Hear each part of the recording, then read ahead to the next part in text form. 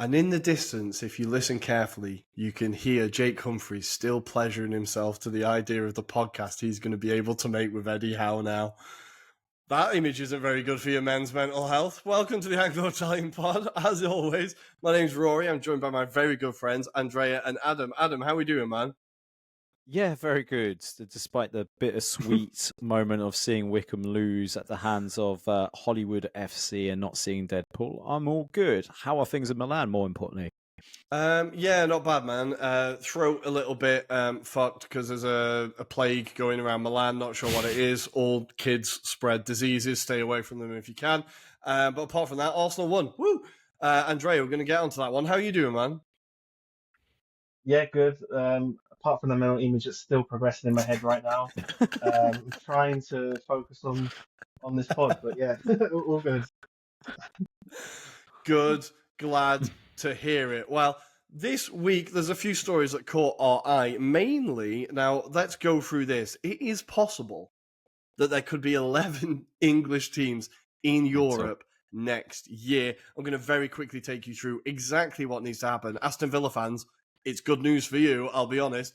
But if Liverpool, Arsenal, Nottingham Forest and Man City all qualify for top four, if Newcastle qualify for the Champions League in fifth, if Brighton and Hove Albion qualify for the Europa by finishing sixth, if Bournemouth win the FA Cup and finish seventh, if Chelsea finish eighth and win the Conference League, if Aston Villa finish ninth and win the Champions League, and if Manchester United or Tottenham finish 10th and win the Europa League, then it will go to 11th. I did see a post by Dan from HLTCO that was just like, when Palace finish 12th again, it's going to really hurt this year, which I did really, really like. But Adam, obviously this is never going to happen. But imagine the scenes if it did. I mean, yeah, there'll be a lot more calls from other leagues to set up a Super League, that's for sure. It has a vibe of Italy, though, from last season, doesn't it? Where we had so many teams progress into the European places. So maybe they just felt sorry that there wasn't enough English teams this time around. Maybe that's the feeling, Rory. What's your natural feelings about this? Because this feels like next season could be a real potential headfuck, though. What, do I want to be keeping up with 11 English teams in Europe? Not really. No. I can't be bothered. But I think, I think the maddest thing would be Villa winning the Champions League. I'll be honest. I think that's the point where it all kind of falls apart, unfortunately. Yeah. Sorry, Villa fans. But I think that's the moment where I'm like, maybe not. But it does show, I don't know, coefficient up the wazoo is going great. Our coefficient's flying. We've got squads qualified everywhere. So I think it's quite good. But if it did happen, I could understand why the Europeans might lose their mind. Because, we're not particularly liked on the continent, understandably. So I think it might cause a riot. Maybe they'd kick us out fully. I don't know. But, yeah, Andrea, feelings about this? Chelsea's still getting there, so that's good, right? There's a place for everyone. I think, to be honest, though, I completely agree with Adam. It's the first thing that came to my head. The European Super League conversation will be back again. But could you imagine if 10, even 8 or 9 get in there? They're going to get in there every year. Like the money they're going to get, more. It's going to be horrendous. Yeah. So, but good for the league. Yeah, it just feels like Brits invading Benidorm, and now we're invading all the competitions as well. Just can't get rid of us. Always the uninvited guests. It feels like. But for the next story, and this is definitely story of the weekend, it's gone everywhere. I absolutely love it. We're going to a country we've not been to before, and we are going to Bulgaria. We're going all the way to the big match this weekend, Arda taking on Levski. But the headline started before it was even kicked off, as Arda decided, kind of made the decision to have a minute silence in memory of their former player, Petko Ganchev. Unfortunately, before the game was even finished, they had to issue an apology. As it came out that Ganchev was in fact alive and he had not passed away. Now, beyond mascot's minute silence, we've not seen minute silences messed up this much. Andrea, how much did you enjoy this? I think it's such an incredible story. It is literally one in a million. I do not understand. I'm just trying to still work out the process of how they confirmed in their own mind that he was dead, and then go through the whole thing, and then got told, what minute did they get told it wasn't true? And then the way they chose to do it randomly during the game, it's an absolute PR mess. I feel like a lot of people, the jobs they're on the line there.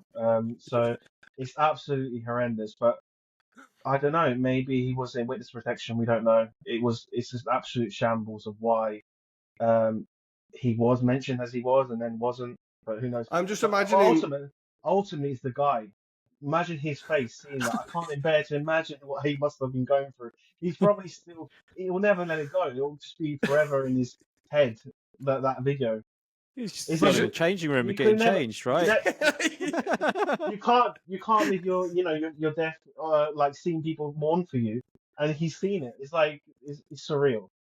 Maybe he'll have some like Ebenezer Scrooge moment. He'll start like giving money away and stuff now, like seeing his own death. But I've got the image of like the tea lady or like the receptionist picking up the phone, like, who is it? And like passing out when he says his name, like thinking she's speaking to a ghost or something. Like, just incredible. Unbelievable scenes. We will keep you up to date with that one and Ganchev's future movements. But my favorite thing was the statement afterwards where Arda did say, we wish Ganchev many more years enjoying Arda's many successful triumphs, which I really love as a press release. Just imagine having to type that out. Absolutely incredible. But we are going to go back home. We're heading back to the Premier League, where we'll be wrapping up a huge weekend. We'll be starting in the Energy Drinks Cup as 70 years of her. It's done. The Geordies get to celebrate a trophy. Just beautiful scenes. We'll be going through that. And what was an incredible match, actually. Really interesting match to watch. Big upset, I think. We'll then be focusing towards the Premier League, where we will look at more mutiny at Spurs at Craven Cottage, as Spurs lose yet again, and Fulham give their title charge a bit more life, maybe. We'll be heading to the Emirates, where Arsenal and Chelsea technically played a game of football that happened. We will be talking about that. And then we'll just finish with, is the relegation battle over? Are Wolves safe? So, guys, we have a lot to cover. We're going to take a very quick break, and we'll see you on the other side. And we are back. Welcome back. It is Carabao Cup final time. Newcastle United 2, Liverpool 1. God, I wanted to see Carragher's face after this. They only put his voice on, and I was so disappointed they didn't show him, the coward. But the big headline here, of course, not my personal vendetta, is Newcastle ending 70 years waiting for a trophy. Just unbelievable scenes. Dan Burn getting the goal. So many performances we need to go into. But Andrea, from the start, I think the first 5 minutes, 10 minutes, maybe Newcastle were a little bit nervy. But then from then on, it was just complete and utter dominance. I was so impressed with how Newcastle played in this game. Very impressed. They did meet a few weeks before the final as well, and it's a completely different approach. Eddie Howe did admit eventually that it was a tactical thing, which was quite interesting. But I just think, and I completely agree, it's what made the kind of win for Newcastle even more special is the fact that, they would have taken it even if it was a last-minute own goal and they played crap. But it's the fact that they played amazing, dominated a very good side, and fully deserved the trophy. So that's what they've got to take credit for. And again, I think the game plan by Eddie Howe was spot on, targeted the weak areas of Liverpool, and really targeted the fatigue that Liverpool showed in the latter stages as well. And when they started throwing the kitchen sink at them, they were still kind of composed, hung on. And I think in the end, they did well to hang on despite conceding late on. They did still look comfortable to hang on and win that game. Yeah, I think you raised a really good point there with like the plan. This felt like a team that had a plan against a team that hadn't really prepared for this game specifically, right? Yeah. And I think as an Arsenal fan, we've played Newcastle twice this year, 3 times this year, and they've absolutely put a plan in place against us every single time and just destroyed us. And I think when Eddie Howe really puts his mind to a game and's like, I'm going to win this game, I'm going to stop that team, there are very few managers that are better than him at that. I think what he needs to, with this Newcastle team is start winning more games that they should win. But without getting down that, when he has this plan to prepare for one team, this team can beat anyone on their day. And Adam, I was just so impressed by that whole left-hand side at Liverpool, completely non-existent. Like they made sure that Liverpool had to focus down the right. The right-hand side completely disappeared. They made sure that Liverpool had to focus down the left. All the play came down the left. And it just showed a really well-executed game plan. And Salah, we saw Ant and Dec more times than we saw Salah throughout that coverage. Yeah, we definitely saw him and Alan Shearer a lot more times than we probably should have. But that said, you're right to allude to the fact that they did execute the plan perfectly. I think, if anything, this highlighted how much trust Arne Slot has amongst his squad personnel. For me, the likes of Diego Jota being played as that kind of sole man up top really didn't inspire me. I think they should have been a bit more bolder, maybe putting in Darwin Núñez just for nuisance point of view. But there was some strange picks across the pitch. I don't know why he didn't go with potentially his strongest team, given that they were knocked out only a few days ago in the Champions League. And I think he was trying to rest certain personnel. But you're right to the point that they didn't really kind of anticipate maybe this to happen. I think they probably thought that they might see a similar Newcastle squad that they played earlier in the league a few game rounds weeks beforehand, and maybe they just thought they had enough within them. But you could see from set pieces, they were not anticipating the way that Newcastle were going about it. They had the warning signs even before Dan Burn did score his goal. He did a very similar kind of corner routine, which obviously almost gets a flick in, and was saved by Kelleher. And then you're thinking, well, they were there. They were already kind of telling you what their intent was. But I think they superbly kind of marshaled it in the middle of midfield. In particular, Tonali was absolutely phenomenal, I thought, alongside Bruno Guimaraes and Isak as well. Just a constant menace for them. And I think this was a really tired performance from a Liverpool perspective. They didn't really seem like they were on their edge. They were ready to take on this Newcastle squad. And it almost looks at times like they weren't running. I don't know why it took the second half before they kind of started to kick in as soon as they brought on some subs. But I think a lot of the Liverpool fans base in particular have been calling out the fact that they've got the likes of a Federico Chiesa sat there on the bench. And ironically, he goes and scores the goal that gave them a bit more hope. So I just think Arne Slot has to own these decisions in this particular match. And I think that's the reason why ultimately Liverpool lost this game. Yeah, it was a complete mismatch all over the field. And I think you're right to highlight the midfield. I've got to say, like, Bruno and Joe Linton together, just absolute warriors. And not only warriors kind of denigrates everything else they do. They're both so technically fantastic as well. Like, Joe Linton did everything right in this game. Like, all of his passes, his interceptions, his tackling, just completely committed for starters. And then very technically adept. And then Bruno is just that level above. And I think they're both players that you hate when they play against you, but when they play for your team, you will absolutely die for them. Just the performances were unbelievable. I think a player like Trippier, you can see the value that he adds to a team like this on an occasion like this. I think there was a few moments where at the beginning it did look nervy. Maybe there was that handball moment, which would have been the harshest handball in history, I think. But he calms it down. He's the one that kind of, no, everything's fine, right? Just keep playing your game. And then the local lad of Dan Burn coming up with that goal. I think even players like Livramento is someone I've watched over the last couple of weeks, and he has not been playing well. He's not been playing well. He had an absolute stinker in the last game. But in this game, he steps up, he puts in a really good performance, completely shuts down Salah. We'll talk about what Salah did or didn't do, but I think we have to give Livramento flowers of the fact that he just wasn't able to get into the game. I think every player across this team, and this was Newcastle not with their first choice attack, right? They've not got Anthony Gordon.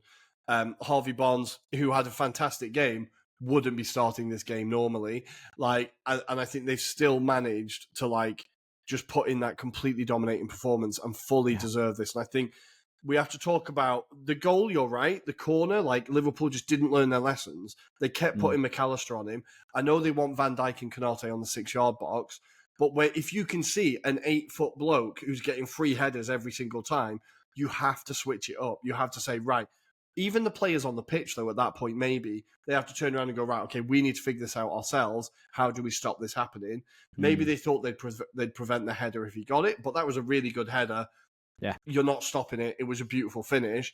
And then the Isak goal, I don't know why I called him Isaac. They got away with it with one with the Bruno offside. That was a warning shot. And you're like, okay, right, Liverpool, wake up. Come on. Like, this should be a wake-up call. But then they score again, 5 minutes later, 6 minutes later? It's right after that they score again. And again, Liverpool just static in defence. Isak, all the space that he needed. A great finish. But, like, Christ, you have to mark that man. Like, Andrea, I couldn't believe how much time they allowed Isak. Like, I saw Gabriel and Saliba try to batter him and they got nowhere near him. You have to get tight on him and just not leave him alone. But they just left him so much space. Yeah, and I think what's even more concerning was the header as well. It was back post. And he was unmarked as well. The header down. I think it was Murphy that headed it down. And again, the finish, you can't just instinct. What quality finish, world class finish. And you get punished in those moments. Again, it's a key moment in the game where you give someone like him a chance, he takes it, and it wins the game. And again, that's what fine margins happen in finals in particular. And he took it well. And another questionable defensive mistake. Also, almost feels like it's a bit tiresome of kind of like the fatigue or something, or mentally, I don't know, some sort of just unawareness, which is very surprising from a Liverpool team that we've seen over the years be so confident defensively and so dominating. It felt like Newcastle bullied them in the air that whole game, and I think that's what the basic of that is. I think for a Liverpool fan would be very disappointing that they weren't able to stop that simplicity, and in the end it was costly. It's one of the best celebrations I've seen as well, by the way. That Isak, like cold little, like, who's this guy as he's running off? Just unbelievable celebration. And then that moment where he just stands in front of the fans on the hoarding, that looked like, it reminded me, do you remember in the Euros, that Georgian goalkeeper where he's just stood like, and the whole crowd are like baying for him in the crowd? It just seemed like that iconic image of Isak just stood there, like, and just, when you've got a player like that in your team, like, you can just do, like, in these games, you can win any game if you've got him in the team. Yeah. Like, they should now be asking for like 200 million for him, honestly, because clubs are going to be running at him and they have to protect that asset now if they want to go anywhere, because he is just unbelievable. But I don't want to put too much like on him, because I think the whole thing of this, Adam, is that it was a team performance. It was all of them new. And if you think back to like when they lost against Ten Hag in 2023, I want to say, that was over emotional. It was too much. Eddie Howe said they changed their preparation. They've stayed outside London. They've like tried to take all the emotion out of it. You could see that this was much more like, right, we have an opportunity to do something. Let's do it, rather than the moment becoming too much for them, right? Yeah, I think the right word for this is it was measured, it was calculated. You know, these were the things that Eddie Howe learned from those kind of aspects, and I think that's a measure of a good coach. You know, someone that has learned from those mistakes previously, and you know, this was a huge thing for Eddie Howe as well. If you think about reputationally as well, like there's not been many English coaches that have been able to get to this position and potentially win in this manner as well. So I think a lot of credit has to go to Eddie Howe for the approach here, and having that mental belief and, you know, I suppose just conviction to apply himself in such a way. I think for me, what's great about Eddie Howe is when he did leave Bournemouth, he took a lot of kind of courses, but also trying to have exposure to your likes of Diego Simeone. And you're starting to see that kind of play out in terms of the way Newcastle are going about their kind of, you know, games, and, you know, that kind of ability to just make it difficult for the opponents. You can see that he's learned from other kind of sources, and that's kind of molded the Eddie Howe that we see now. So a lot of credit to him, and I think that will help him in his next career move, wherever he ends up. But certainly for Newcastle, I'm sure he'll go down as a legend now. Well, I think this is, and like the Carabao Cup always gets described as like, this is the starter one, right? This is the first trophy you win, and then, right, what can you do now? What can you do now? I think it does make Newcastle a bit more of an attractive option for players. You look at that support, like, Jesus Christ, that support was incredible. If you're a player coming to England, you're thinking, there's not many clubs where I'm going to get backed by my fans like you are at Newcastle United. Like, you saw the post-match with Bruno. He's like, it's the greatest day of my life. Like, he's crying. You can see how much he loves that club and how much he loves being there. I think, like, it's a really big, potentially big moment for Newcastle, this of like, right, okay, they can't go and do what Chelsea did and what City did and just throw hundreds of millions of pounds around, But can you now maybe attract a slightly higher caliber of player? Can you maybe convince an Isak to stay for another 2 years? Because look, we're building something. Like, it's such a like sliding doors moment here and just huge for the club. And I want to say as well, for the fans, like, that club has been through a fair amount of shit. Those fans have been through a fair amount of shit. It was just nice to see them get in their moment and get in a moment of like joy, because I know, and we'll obviously the current owners and everything, but like, they went through a lot of shit with Mike Ashley. That club got relegated. Like, he tried to asset strip the club, basically. He used it as an advertising board. Like, we all remember watching Newcastle United on telly and how depressing it looked every time you went up, like every time they went up there. Like, it was just, the club felt like it was dying. And for them to come back and have this moment, regardless of how the money's come from, and yes, it needs to be talked about, the fans didn't decide who bought the club. They don't have to cheer him when he lifts the trophy, right? You don't have to do that when you see him lift the trophy. But, like, I'm not going to begrudge them enjoying this moment. And I think there was a lot of people that, like, all the stories you sort of like, oh, my granddad died last year and he never got to see it, or my mom and she never got to see me. Like, you can see that ultimately it's just how much these people love their football club and how much that city loves their football club, and just how much it meant. I think it was just such a nicer moment than if Liverpool had just picked up another trophy. I think it just shows, because Liverpool fans instantly were dismissing this competition the second they lost it. Shock, right? But, like, even Newcastle fans, if they'd have lost, they'd have been like, well, we got to a final again. This is good. They appreciated it. Yeah. And now they appreciate it even more now they've won it. I just think it's a really beautiful moment. And I really enjoyed watching them win it, honestly. I was just like, oh, thank God. There's like, now all we need is someone who's not Man City to win the FA Cup. And, football's not dead. Like, football's not quite dead yet. There's still some life in it. So, yeah, incredible moments. I also really enjoyed the striker. Is his name Osula? He's like a Danish striker. He had bleach blonde hair. Didn't get on the pitch. He was absolutely everywhere in the celebrations. I've got so much energy for that. I think he was like the third person to touch the trophy. Love it. Get involved. Andy Carroll was there. Like, all the Geordie glitterati were there to enjoy it. So I really enjoyed it. But let's talk about Liverpool, I suppose. Andrea, it's been a rough week for Arne Slot. It looked like it was going all swimmingly. My uncle messaged me after this game, my Liverpool supporting uncle, and said, it's a good job we've got those 12 points because it looks like we might need them. They do not look like... Now, I kind of egged him on a bit, but they do not look like the team they were a couple of weeks ago. No, and I think the main issue is that it's kind of come back to bite Slot, is the rotation that he really hasn't done. And I think we've seen it. I think a prime example of that is that Plymouth game where they lost to Plymouth, because he put youngsters out, right? Which I think symbolises the fact that he really didn't rest anyone. I think it just shows that, like, the rotation was so... It's like that's when a time where you would have seen a bit more like first team players still getting into that game, but he had to rest the whole squad literally at that game. And I think that summarised the fatigueness that he probably started to see. And I think that's the key issue. And I think, again, if you're going to be a big team in the season, you're going to have to play a lot of games. That's how it is. You're having a 60-plus game season.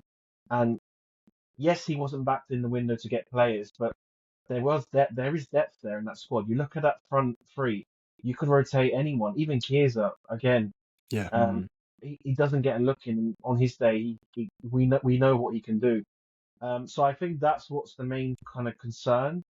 But again, it almost feels like maybe they've had a bit of arrogance, I would say, because you look at the PSG game, they won 1-0. They were so lucky in the first leg. And it just seemed like the second leg, it just felt like they were just going to casually win at some point. I think a lot of people would have thought that, which is fair. But then they got, at moments, they got outshined and then they lost that. And I think this final as well, it's felt like they would somehow get over the line. Like Arne Slot this season has done it, got out of the bag. It felt like that type of mentality was happening in these games, and it just doesn't happen sometimes. And that's where you get questioned, and that's where it all kind of falls down. And it happened similar with Klopp not long ago as well, when he was talked about with the quadruple. And what happened then? It happened last season. Yeah, it happened last season. Exactly. Sorry, it was last season. Yeah, sorry. Yeah. Exactly. So again, the rotation is so key. We see it time and time again. how much it can really damage your trophy hunt. You now become a quadruple team to now a Premier League team where you still might be challenged now. There might be a late surgence, you never know. And it's just like, I think for a Liverpool fan, it's absolutely frustrating because they had the depth to actually challenge at all fronts. And in a space of weeks, they're throwing it all out the window. And I think Slot, as much as he's done good for the team and the great works he's done, he's got to take a lot of criticism for that. And I think, and I think what Adam said about Chiesa is absolutely true. And I think that also furthers the point that he hasn't used his squad because there's a player like Chiesa who comes on, scores a goal, brilliant goal by the way, took it well, and completely re-energized that attack. So again, it's like, why wasn't this done earlier? Why? Surely you could have played Nunez in a game where you're going to win, or etc. And then that's where you left behind. So that's the big questions I'd have for Slot. No, absolutely. I think because you're right. You bring in and I think it's mad because Nunez. I know he's a player that is easy to become a meme, right? It's kind of like Havertz. He misses big chances, right? He misses opportunities that it looks like he should score, right? And if he goes, "Oh, he's a donkey. Look at this lad." For some reason, Jota doesn't get that stick. He was and has been completely anonymous in the last couple of games. Yeah. Barely got a goal. And at least Nunez, he's unpredictable. If your Nunez is on the pitch, your centre-back is like, oh, frig, don't give him any space because he could ping it from 85 yards, or he could miss from 3. Yeah. I don't know what he's going to do, but I need to think about him. Whereas I think Jota here, between the two centre-backs for Newcastle, they were just like, okay, I've got an eye on him. He's there. It's fine. There was zero issue for those centre-backs whatsoever. And I think it's quite clear that Slot doesn't like Nunez, right? He's not going to be at the club next year. But I think while you're at the club, while you have these players at the club, you have to still use them. You have to still bring them in. Yeah. Gakpo, I think, is their top goal scorer this season. He's amongst, behind Salah, right? Is their top goal scorer. Been a threat throughout the season. Again, mainly comes off the bench, but at some point you have to have him starting games. I think it is just the rotation is mad, and then Elliott comes on and assists. Chiesa who comes on to score.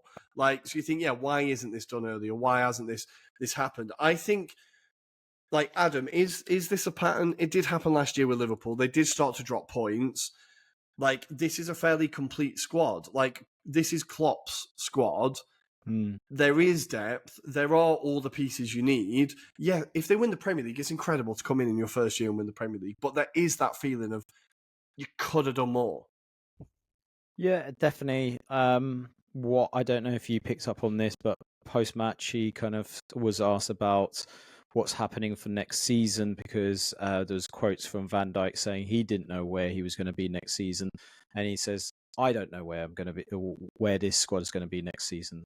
And although he half-heartedly was probably joking in terms of that sentiment, because I think secretly he's probably had those discussions behind the scenes, I think it's quite alarming. The squad wasn't bad. It wasn't terrible. And I'm sure Jurgen Klopp would have won potentially at least 2 or pushing for at least 2 of the titles that they've gone for as well. So this is probably a missed opportunity from Slot. I just genuinely, I called it a few weeks ago that he's not kind of utilising all of the players, and whether he has a disliking to them, it's quite evident now that he doesn't trust them. It's quite evident, and I think it will be an interesting summer.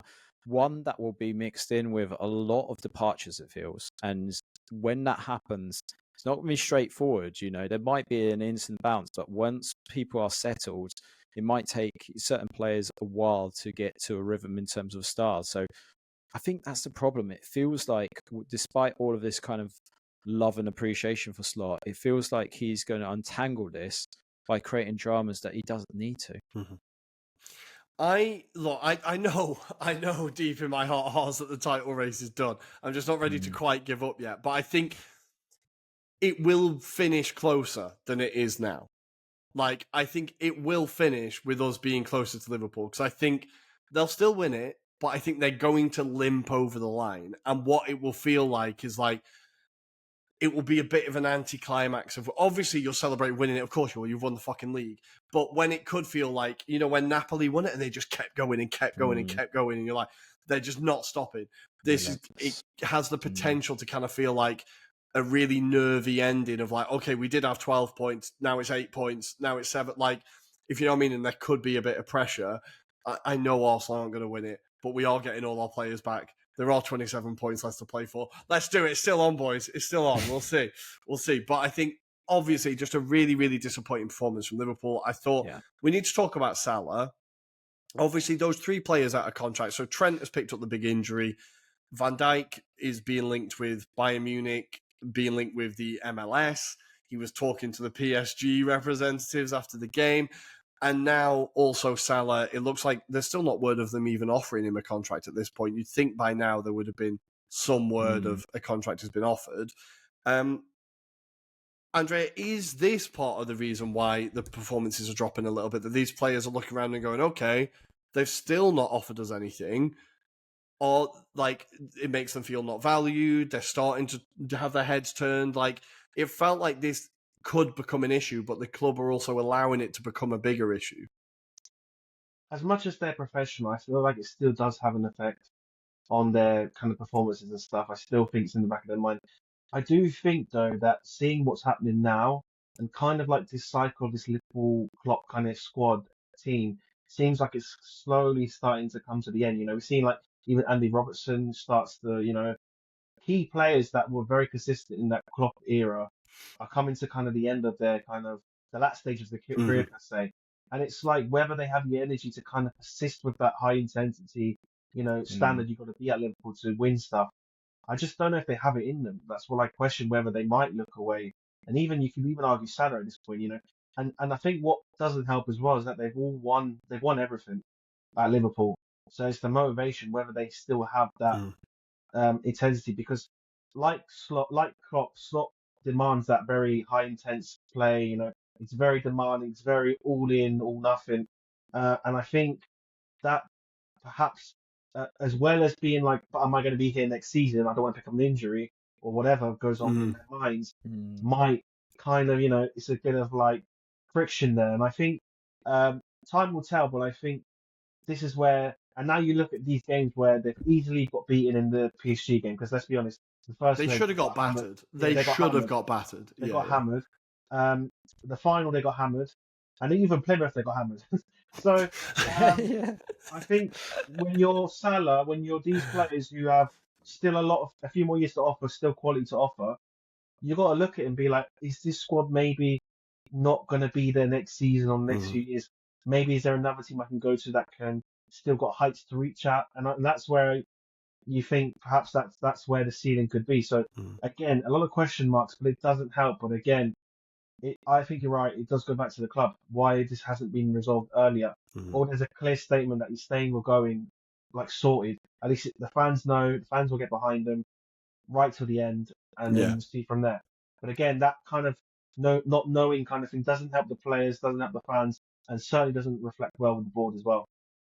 No, absolutely. You could turn it, like, if it has to be, you turn it into a farewell tour of, look, Van Dijk and Salah have decided to leave at the season. Let's send them off in style. They can leave with silverware. Everybody knows Trent is a whole different story, but like for those 2 players, let's thank you for everything you've done. Now we'll send you off into the sunset with a couple of trophies. I think the Champions League is the one they really wanted, obviously, but I think that's the one they really were disappointed with their performances, the way they went out.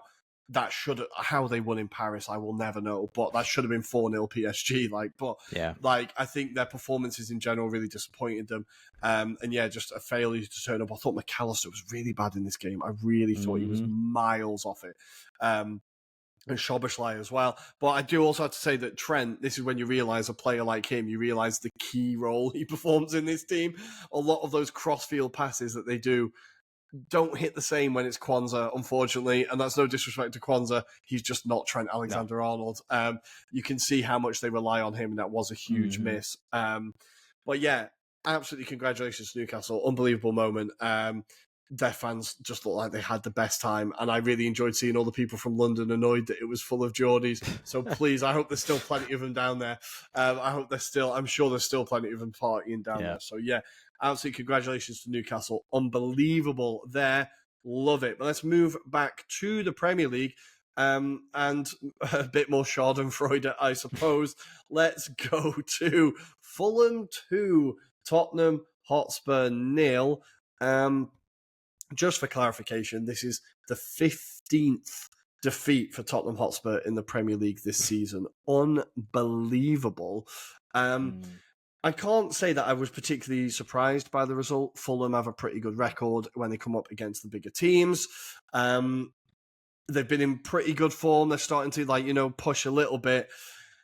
So it was great to see Muniz and Sessegnon against his old club, of course, scoring the 88th minute to seal the deal. But everyone was talking really about the scenes post-match here. Guys, we ready? It's time for another Tottenham talk. Let's do it. What I find most difficult about this is Ange's attitude towards it all. There's a video of him, just so many videos of him fronting up against the fans and being like, what the fuck are you talking about, mate? And really getting quite aggressive. Like, mate, you've had a shit season. Wind your neck in and walk down the tunnel. Adam, if you're a Spurs fan, you must be fucking raging that he has the balls to kind of be question why you're angry. Yeah, I've seen various different kind of Spurs fans have their say on this, and it's getting to a point of it's getting embarrassing that you're not actually owning up to these situations now. It's, I think it's bad enough that they, most of the Spurs fan base now cannot be bothered about attending league matches, but to be served this kind of style of football where it just feels there's a lack of effort. There's a lack of intention from the players. And the worst thing I think about a whole situation of all the various different videos that came about was Matthias Tell, a player that isn't actually part of the club. He's only on loan, but he's fronting up to the issues that senior players like a James Maddison or Son Heung-min should be able to kind of come to the fans and actually appease them, in their frustrations. They're just quite happy to do it against a camera, for example, but not to the fans themselves. So, look, back to Ange. Yeah, it feels like he knows his days are pretty much done, I think. If he doesn't win any kind of Europa games going forward. Spoiler alert. Yeah. Then I personally can't see him kind of seeing it out. And this despite, I suppose, there's still a clamour for him to still stay there because I think they, Spurs fan base feel that there's no one else that can do it, really. I don't think they can, attract that kind of maybe enhanced manager or coach, whichever direction they go into. Because it's not necessarily the issue with him, but it is as well at the same time because they're so open in terms of the defensive or their play anyway. So, it's troubling. It's very troubling because I don't think this is something you can solve in a season, though, Rory. Well, no, I think they're the joint second highest scorers in the league, right? So Liverpool have scored 69 goals, right? Arsenal have scored 53. Spurs have scored 55 goals, right? They're not struggling to score goals, right? That is more than basically every other team in the league. Clearly, the issue is the fucking defence. And Andrea, he refuses to address the defence again. And it feels like regardless of who it is, now I don't think Romero is very good anyway, but regardless of whether it's Romero or it's Van der Ven or it's Ben Davies or it's frigging whoever else, the same defensive issues happen. Is it he just refuses to address this? And that must be, not only is he refusing to address any issues with the fans, he's clearly not addressing it with the players either. The goals that Fulham scored, they were just easy goals to score. Fulham just had to be patient and wait for the opportunities to present themselves. Yeah, it just seems like they're playing all-out attack from minute 0 to the end. And I think obviously that is just unrealistic and they're going to concede these goals. And I think you're spot on, no matter who plays in defence, it's the same goals they're conceding, it's the same style of kind of plays that kind of get beaten on, the offside kind of thing, playing offside doesn't work. But again, it's just, I think he's just thinking that perhaps it's going to work at some point, but you can't think like that. It's just it's the here and now that's more important than the next season, future. That's if you even stay there for next season. So, and I think it's frustrating because it doesn't feel like even in his post-match interviews that he's really addressing it. It just seems like, oh yeah, we lost 15. He looks at the floor, we lost 15. next week he's going to be like, we lost 16, we lost 17, we've lost 18, it's all right, it's 19. It's just he's like almost accepting that this is the reality, and but Yeah. it's the injuries. But I think it's to the point now. I feel like it's getting a bit frustrating now to blame the injuries that this is all happening, because the players are there. They still can do something. You can't tell me teams with worse players can defend and keep clean sheets, because they can. Lots of Yeah. teams can do it on their day. So um, there's a lot of issues, and I think again it's very naive not to address it rather than thinking it's just going to fix itself, because that's something that just doesn't fix itself. I'd just love to see how much he actually focuses on his defensive tactic compared I to. want to see their That's week what I'd planned love to out, see, because honestly. Yeah. it must be so attacking focused that. I mean, Arsene Wenger, I think, said it that he focused more on the attacking side. Well, But I yeah, can tell you that. He had Yeah. Sol Campbell, he had Kolo Toure. Like, yeah, that's fine. You have Romero. You have, you ain't got these players. You can't be doing that. Yeah. So yeah, that's what makes me laugh, honestly. Yeah, no, I think it's absolutely, and this is going to be a damning indictment, but I'm going to use Man United as a positive example here. But like, United have plenty of injuries as well, right? But Amorim is like, starting to get better performances, better results out of them. They're going up against the kind of teams and putting in decent performances against Arsenal and against Liverpool. Like, he's getting something there because he's tweaking. Okay, he's sticking with the 3-4-3, but he's like, no, I need to just adjust this and just adjust that and be a bit more, because I don't want to look too much like a fucking idiot. And Ange is just absolutely not doing that. It's incredible, really. It's absolutely incredible. I'm intrigued to see how many games they can lose by the end of this season, because I think it's not going to finish at 15. But for Fulham, Adam, very quickly, they're kind of on the fringes. They're 2 points behind Brighton now in 7th after they dropped points this weekend. Fulham, 3 wins in their last 5, very much hit and miss. It's win-loss, win-loss. Yeah. But they are still in with a shout at European action. Do you think they can do it? I think they can just sneak in there. They've got the potential, definitely. I'm just trying to look at the sides that are above them. Newcastle are pretty much cert. It's just whether they've got enough momentum to pull themselves into the top 4 now. Yeah, it's one of those that it feels like they might just miss out, but on the hypothesis that top 11 could potentially get a European place this season, would be incredible if they could manage to maintain it, because actually I think this squad isn't that far off from being able to compete in the European competitions, whether that be Conference or Europa League at some point. So, yeah, I'd definitely be supportive. I think Marco Silva deserves it as well, because I think he's assembled a really good squad and playing philosophy, and you're starting to see a bit more consistency from this Fulham squad as well. So, despite the fact that the first half was absolutely dire in this particular game, it must be noted. I was just even looking here, what was the highlights? It didn't even mention a highlight. It just went half time, 0-0, basically. So that kind of summarizes all you need to know about this particular half of game. But yeah, every time that I watch Fulham, I'm really excited. And, not to pick them apart, but I'd love to see a Calvin Bassey play for another team. And Alex Do you see that clip of him throwing the Spurs player to the ground? It was unbelievable. His strength is incredible. And Alex Iwobi's playing some football right now. What a player. He even put up his on Instagram, what do you think of Tottenham after the game as well? I love that guy. Once a gunner, always a gunner. Absolutely love him. I was just looking at Fulham's fixtures post-international break. They've got some pretty rough run of games. They're going away to Arsenal, but they always get something against us, so they'll get something there. But then they've got Liverpool at home, Bournemouth away, Chelsea at home. They've got the Southampton, that's 3 points. But then they've got Villa away, Everton at home, Brentford away, and City at home last game this season. So they've got some rough games, but Fulham have been able to turn up in the big games and upset some people this season. So still in with a chance. The Cottagers, love to see it.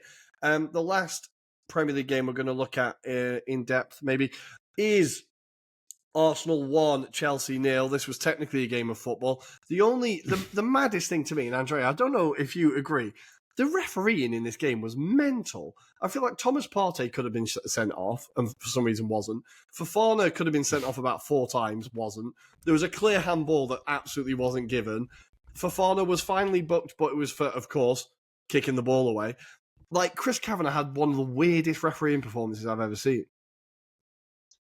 Yeah, I could agree. I think that both of them could have easily been red cards, but I think just shows how bad the game was. Even the referee wasn't really into it. Just let everything go. Like honestly, that was one of the worst games I've ever seen. It was terrible. But yeah, I think the referee probably felt that as well, and just a little slide. Just let's see what happens. Chaos theory. Let's just see what happens. I honestly, I get so tense about Arsenal games that I'm like, so it's only afterwards I can sit back and be like, okay, right, was that? Yeah, it was pretty crap game. I'll be honest. At no point was I really that excited. Really enjoyed Marino's goal. That was about it. I'm a bit in love with Yuri and Timber. I think he's got a shout for our player of the season, to be honest. David Rayo was very lucky with a mistake as Cucurella nearly put it through him. That was a bit of a nervy moment. I thought this would be so typically bloody Arsenal if that goes in now.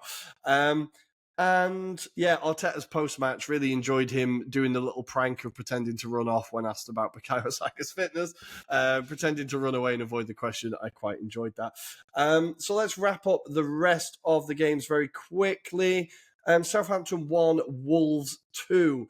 Adam, Strand Larson, I want to see him as a full season in the Premier League. I really like him as a striker. 2 goals for him. I think it's pretty big for Wolves that he's back. But do you think they're safe now? I think they're probably safe, right? I think so, by the virtue of the fact that Ipswich concede at least 2 goals per game and can't really do anything better than that.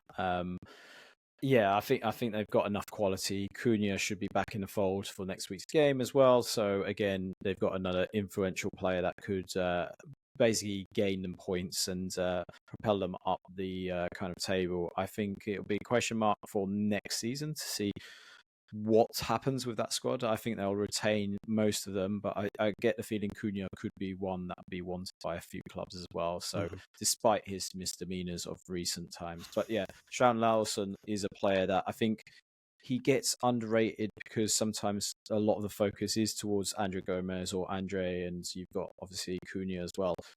But yeah, Shout Larson does a phenomenal job. And given that was his first season as well, he hasn't had much time to kind of transition. So the fact that he's been a target man that scored a lot of goals, I think you even mentioned, I think it was the opening week of the kind of Premier League even season, that when Wolves turned up at Arsenal, that actually he was one of the standout players. And I was impressed straight away. I was like, I love this guy. I was like, there's a proper striker there. He caused us so many problems. I was like, if they I could just straight away, I was like, yeah, I really like this guy. I really want to see him stay fit for the whole next season, see what he can do. But just aerially, he's unbelievable, and he just keeps centre back so busy. Really, really impressed with him. I think it's been massive for them. That just about keeps them up, I think. Onuachu scored again for Southampton. Always enjoy watching him score. He's going to tear it up in the Championship or League One, wherever Southampton end up. Let's go very quickly through the other results. Ipswich Town 2. We mentioned them. Elanga with 2. This just looked so poor from Ipswich. Nottingham Forest absolutely at ease to score, and it looks like that is everything. That's all she wrote for Ipswich. Also, Ed Sheeran handed out guitars after the game. I don't know how I felt about this. I was just like, mate, are you enjoying that your team are going down? I don't understand. Everton drew 1-1 with West Ham. I think this was the most predictable result ever, but I did enjoy an Everton fan, I think it was Joseph Yobo's Yo-Yo, who said, of course, a 6'5" Irish right back was the answer to all of Everton's problems, as Jake O'Brien scores again to rescue a point in the last minute. This one surprised me. Bournemouth losing at home to Brentford. Huge missed opportunity there for Bournemouth. Brentford's season is kind of petering out a little bit, but Wissa and Norgard getting the winner there. A big dent in Bournemouth's hopes there. And for the final game, Leicester City were beaten by Manchester United 3-0. Højlund ending his drought. Garnacho getting a goal, and Fernandes. It looked like Aiden Heaven picked up a horrendous injury in this game, so I'm really hoping he's not out for too long. I saw a United fan saying, why can't we have any nice things? He was really impressing. It looked like he was coming into the team, and just we hope to see him back soon.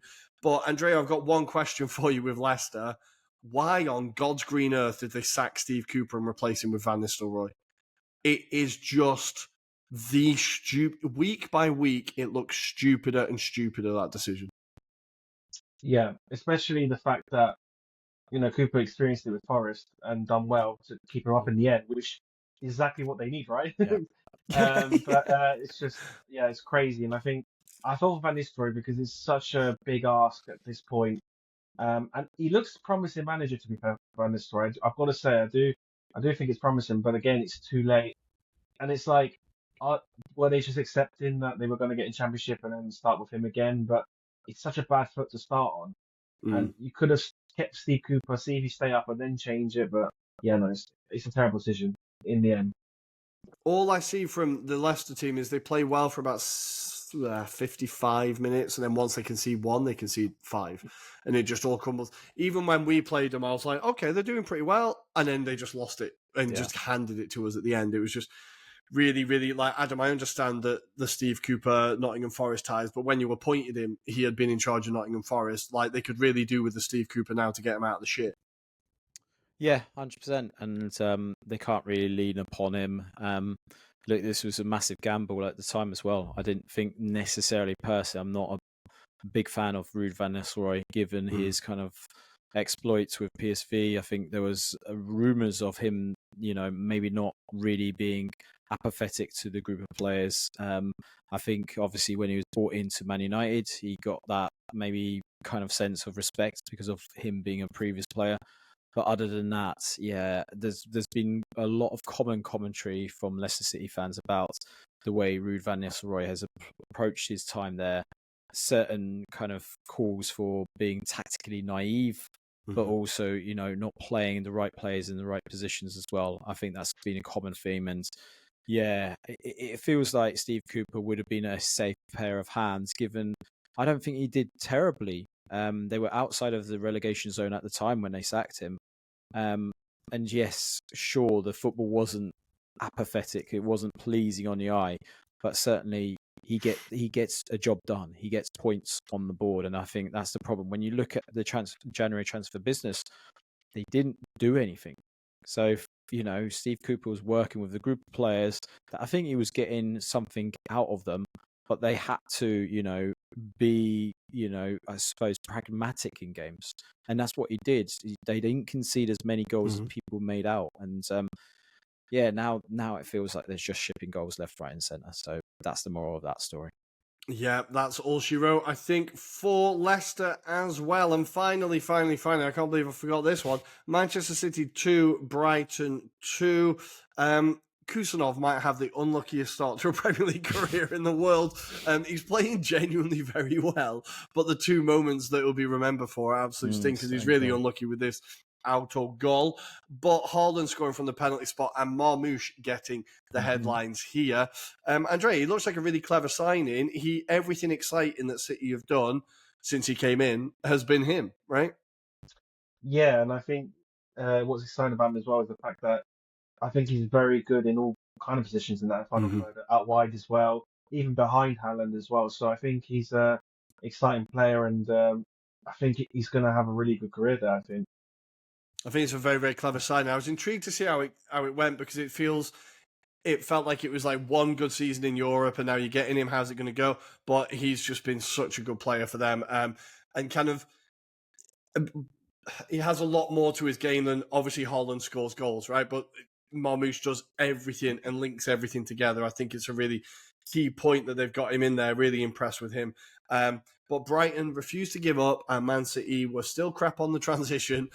They did manage to get back into the game. I really liked Estupinian's goal. It was a very nice finish. And for Brighton, it was just important to pick up something here, I think, to keep this decent run of form going. But that is all of the Premier League action this weekend. Of course, we are heading into a fantastic international break ahead of Tommy Tuchel's first England squad and matches. We're going to be looking at them right after this break. And we are back. It is international break time, and the mighty Three Lions have some mouth-watering ties coming up as they take on Albania and Latvia. I'm excited. Let's look at the squad. I'm going to very quickly run you through the squad in case you've not seen it, and then we'll pick it apart and moan about everything he's done. So here we go. We have in goals Dean Henderson, Jordan Pickford, Ramsdale, and James Trafford. Just in case three get injured, there's one more there. Defenders, we've got super Dan Burn, Levi Colwill, how the frig he's got in there, Mark Gahey, Reece James, Ezri Konza, Miles Lewis, Skelly, Livramento, Kwanzaa, Kyle Walker, And in midfield, Bellingham, Eze, Jordan Henderson, do you remember him? Curtis Jones, Cole Palmer, but now it's Morgan Gibbs-White, Declan Rice, and Morgan Rogers. And then up front, Jared Bowen, Phil Foden, don't know how he's got in either, Anthony Gordon, Harry Kane, Marcus Rashford, and Dominic Solanke. Not sure. So, guys, which players do we think shouldn't be in that squad, or who were you surprised by? Adam, I'm going to start with you, and why is it Jordan Henderson? It's Jordan Henderson because it's Jordan Henderson. It's Jordan Henderson, yeah.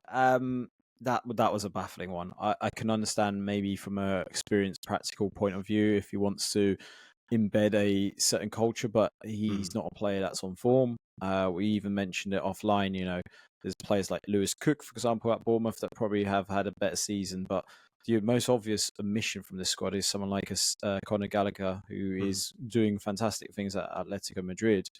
And Adam Wharton as well. Yeah, so there's a lot of call-outs there potentially that could have been ahead of Jordan Henderson. So, yeah, let's see how this one plays out. But certainly I can't see him being in the squad for future call-ups personally. Yeah, the only thing I could think, and we talked about it on our WhatsApp group, but the only thing I could think is is Tommy Tuchel trying to, I need to stop calling him Tommy, but is Tuchel trying to learn what the culture is, how things work, how the camp was set up, what kind of players were used to? Is he called Henderson for that kind of let's have this as a cultural transition? I can see, that's the only reason I can think that you would call him up. And even then, it's fairly flimsy. Just give the guy a phone call and talk to him. You don't need to call him up to the squad. I think it's a really baffling stick to give people to beat you with straight off the bat. We know that people are going to be hunting for this guy. Yeah. If he doesn't win every game 6-0, he's going to be they're going to be calling for him to get sacked. So it seems like a really easy stick to give people, and I think it's just a bit foolish, really. Thankfully, he has called up Morgan Gibbs-White, because I think that was a blaring absence there. Obviously, that's just because Cole Palmer is still scared of going to the Emirates. It's taken him a while to get over that. But, Andrea, are there any other players that you're surprised were picked or were left out? Maybe a teeny bit harsh, but just for preference, I just don't know why Solanke's there. I mean, neither. I just don't know. I don't know. Maybe it's because for me, I said it in the last point, I really would love to see Liam Delap there. I just think he's a different striker. Similar to what we talked about with Italy with Lorenzo Luca. I just feel like it's something like that with England. Someone that is a bit more a target man, but also has pace and technically really good as well. I just think he would have offered something different up front. And I don't really think what Solanke offers can really add to this attacking squad. So that would be the only main one I would say. I think obviously there's a lot of question marks on the ages of Kyle Walker, Dan Burn. Are they obviously long term, which is probably unlikely. However, I just feel like Tuchel is just thinking, I've got to just win these games. I've got to start right. And I feel like he's almost playing safe. We also have to remember he is always a very pragmatic manager. He's always someone that he's going to pick people exciting, but he's also going to embed that kind of stability. And I think it's crucial he wins these games just to get the fans on side, because he obviously is still going to know that the situation that they're going to be, on edge if anything goes wrong. So I think it's just for that sake. But other than that, I think certainly the midfield I think is very exciting, apart from Henderson, of course. But I just think that. I just think up front, other than Harry Kane, you would have liked to have had another out and out number 9, because Rashford really isn't, and then the rest are wingers.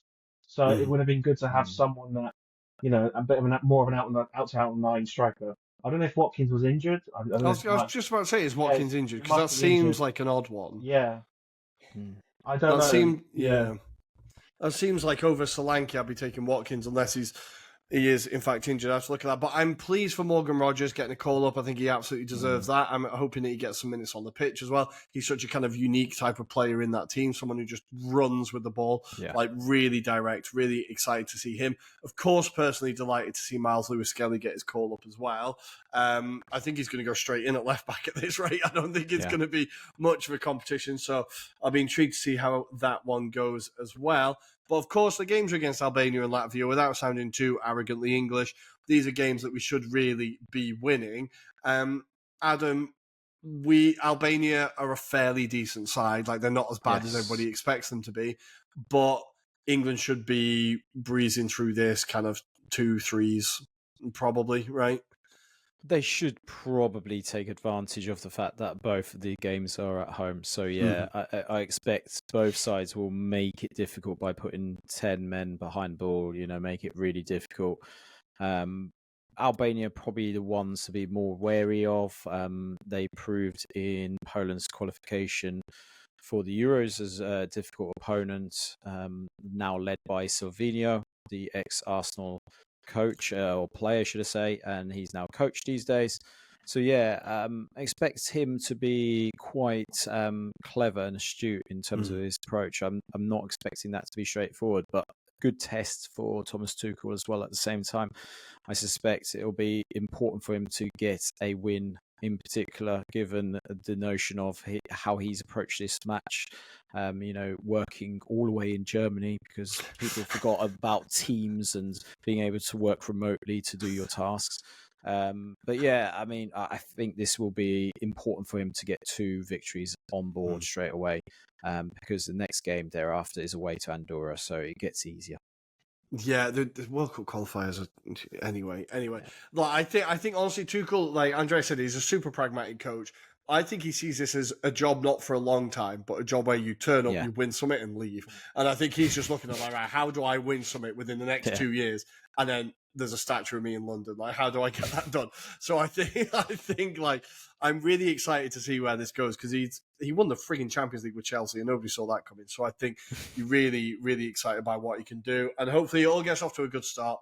So we're all behind you on this pod. Thomas, we're all fully behind you and hope it goes well. But guys, that is us finished for this week. That is all the action. If you are Calcio curious or into Serie A, go over and check our Serie A podcast. It will be on your feed now. Go and check that out. Someone's taking the lead in the title race. It might all be over or it might not. Who knows? Go check it out.